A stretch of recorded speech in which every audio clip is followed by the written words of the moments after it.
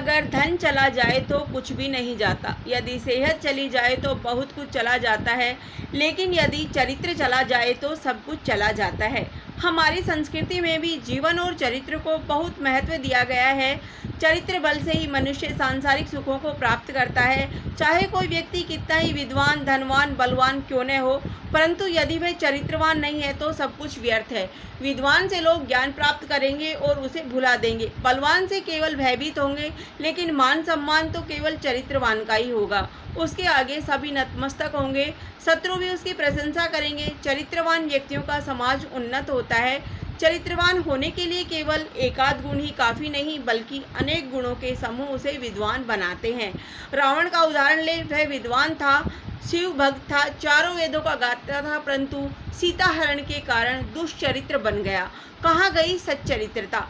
चरित्र की परिभाषा क्या है? नपे तुले शब्दों में कहते हैं कि जो देश से द्रोह नहीं करता, भ्रष्टाचार नहीं करता, जमाखोरी नहीं करता, पर स्त्री तथा पर पुरुष पर दृष्टि नहीं डालता, वह चरित्रवान है। दूसरे शब्दों में कर्तव्य पालन, विनय, मधुर भाषण, उदारता, लालच से दूर रहना, आत्मनिर्भर होना, शुद्ध व्यवहार करना सद्चरित्रता है।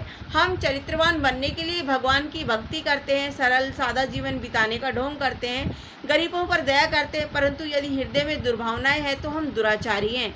कर्तव्य पालन सच्चरित्रता है। जो केवल अपने लिए जीता है वह स्वार्थी है, वह समाज पर एवं देश पर बोझ है। भय, वचन, कर्म में श्रेष्ठ तथा कर्तव्यनिष्ठ, त्यागी, ईमानदार व्यक्ति ही चरित्रवान है। सच्चरित्र व्यक्ति कर्तव्य पालन करने वाला होता है। एक डॉक्टर यदि पूरे मनोयोग से अपने मरीजों का उपचार करता है, उनसे मीठा बोलता है, सहानुभूति रखता है, लेकिन गरीबों पर दया नहीं करता, उनसे भी पैसे ऐंठता है, तो वह सच्चरित्र डॉक्टर नहीं।